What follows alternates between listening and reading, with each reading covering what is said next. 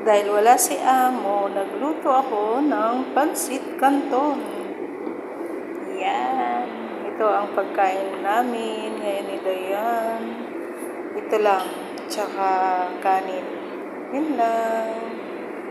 Thank you very much. Ang sarap ng aking luto. Ang sahog niyan, carrots, bell pepper, tapos yung kusa, tsaka tawag dito yung atay balon-balunan at tsaka chicken breast.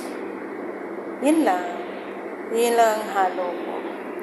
Sarap. Nakakagits yung mga ganitong luto. Kaya habang wala sila amo, ito yung niluto ko. Sarap. Daming sahog, no?